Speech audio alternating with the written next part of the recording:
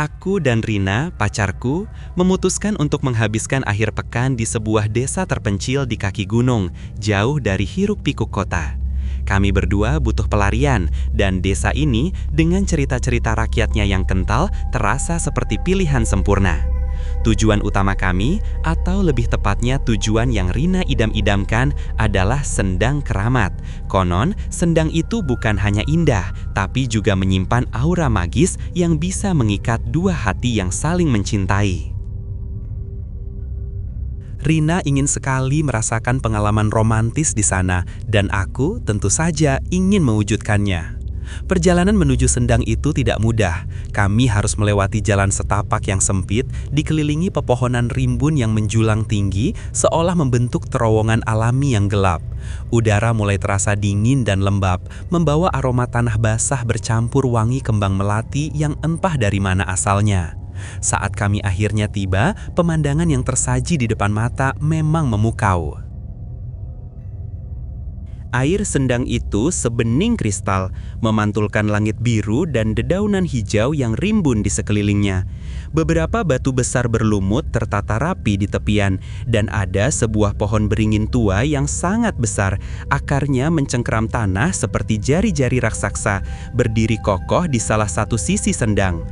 Suasana di sana hening, hanya terdengar kicauan burung dan gemerisik daun yang ditiup angin sepoi-sepoi.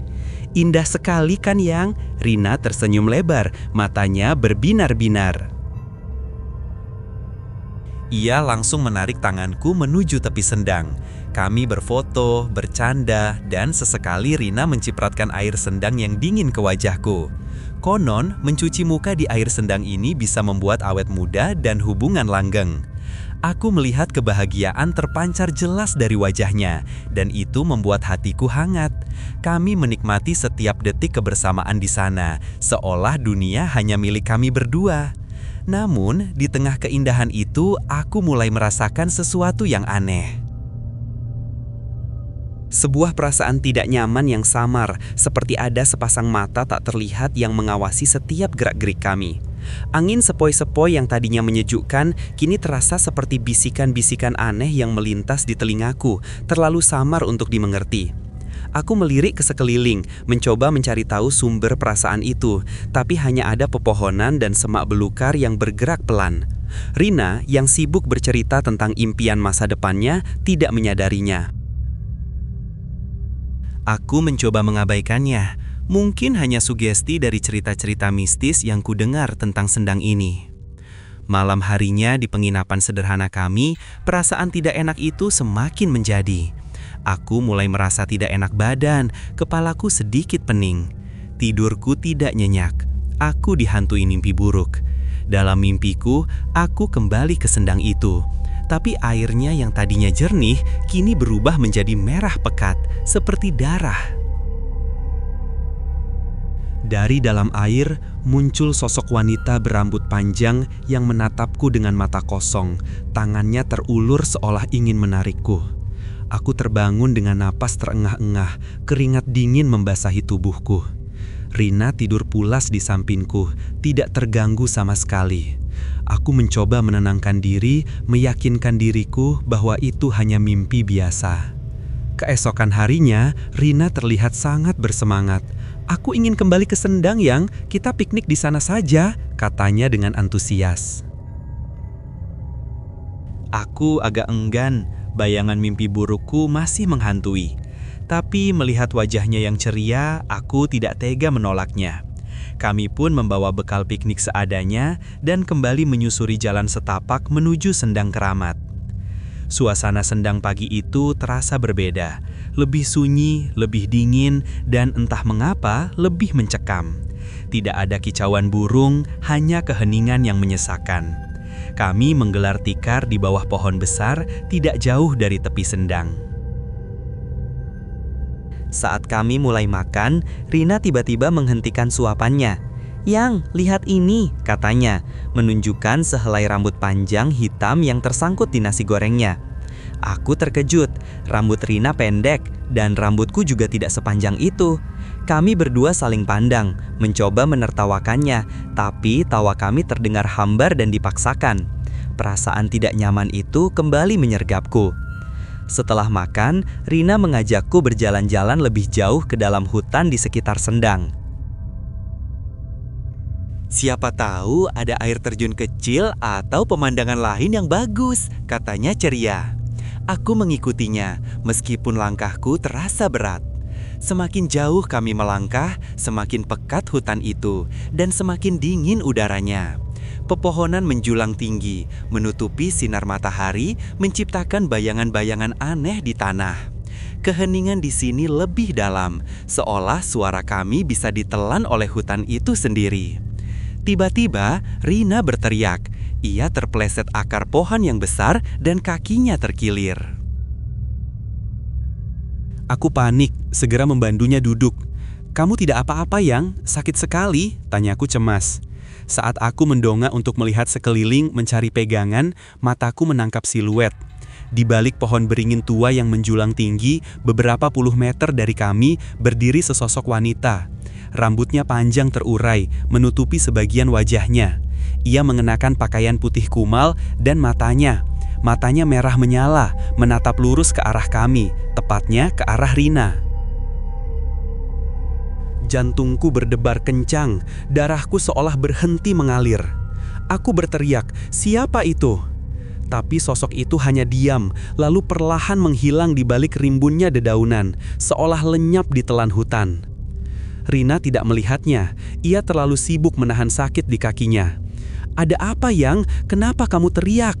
tanyanya, suaranya bergetar. Aku tidak bisa menjawab, tenggorokanku tercekat. Aku hanya bisa menggeleng, mencoba meyakinkan diriku bahwa itu hanya halusinasi, pantulan cahaya, atau apapun itu. Tapi tatapan mata merah itu terlalu nyata. Aku harus membawa Rina pergi dari sini. Dengan sisa tenaga, aku menggendong Rina di punggungku, berjalan terseok-seok kembali menuju Sendang. Setiap langkah terasa berat, dan aku bisa merasakan tatapan yang mengikuti kami dari balik pepohonan. Bisikan-bisikan samar kembali terdengar, kali ini lebih jelas, seolah memanggil nama Rina. Tiba-tiba, Rina yang berada di punggungku mulai meracau. Dia tidak suka kalian di sini. Suaranya berat, serak, bukan suara Rina yang lembut. Aku merinding hebat. "Rina, kamu kenapa?" tanyaku panik, mencoba menoleh. Tapi ia tidak menjawab. Ia hanya tertawa, cekikikan dingin yang membuat bulu kuduku merinding hingga ke ubun-ubun. Tawanya itu bukan tawa Rina. Tawa itu terdengar mengerikan, penuh kebencian dan kegelapan. Aku bisa merasakan tubuhnya menegang di punggungku. Kami sudah hampir sampai di tepi Sendang. Aku ingin segera meletakkan Rina di bangku, tapi ia tiba-tiba meronta. "Jangan ke sana, jangan kembali!"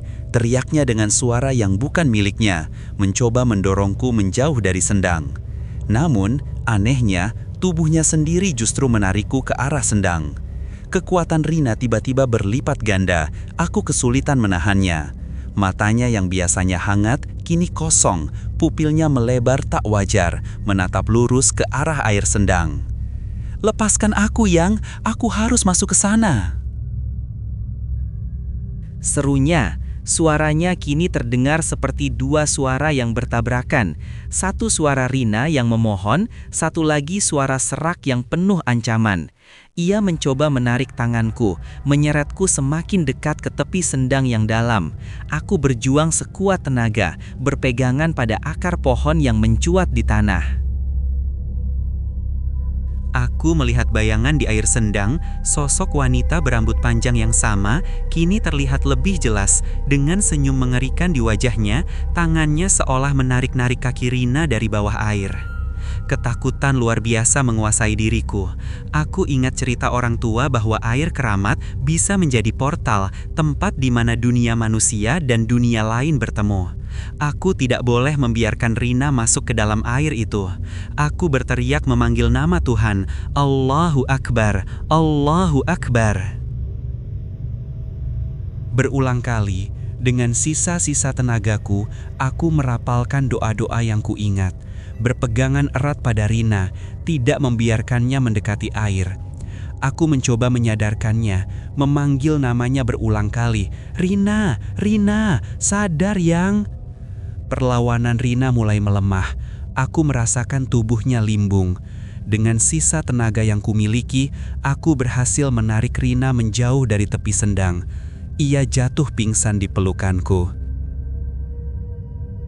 Aku tidak peduli dengan rasa sakit di kakiku yang pegal dan lecet, atau cabang-cabang pohon yang menggores kulitku. Aku menggendong Rina dan berlari sekencang-kencangnya keluar dari area sendang, menyusuri jalan setapak yang terasa jauh lebih panjang dan gelap dari sebelumnya. Aku tidak menoleh ke belakang, tidak ingin melihat apapun yang mungkin mengejar kami. Kami akhirnya berhasil sampai di penginapan. Rina demam tinggi selama beberapa hari. Ia tidak ingat apa-apa tentang kejadian di sendang itu, hanya rasa sakit di kakinya dan perasaan pening yang luar biasa. Aku menceritakan semua yang terjadi padanya, dan dia hanya bisa menangis ketakutan di pelukanku. Kami segera berkemas dan pulang ke kota, meninggalkan desa itu dengan 1001 misteri yang tak terpecahkan. Sejak saat itu, aku tidak pernah lagi berani mendekati sendang itu, atau bahkan desa itu. Hubungan kami memang semakin kuat karena peristiwa itu. Rina lebih menghargaiku dan aku merasa lebih kuat dalam melindunginya. Namun, setiap kali aku melihat air yang jernih, bayangan mata merah di balik pohon, dan tawa cekikikan Rina dengan suara yang bukan miliknya selalu menghantuiku. Sendang keramat itu memang menyimpan misteri.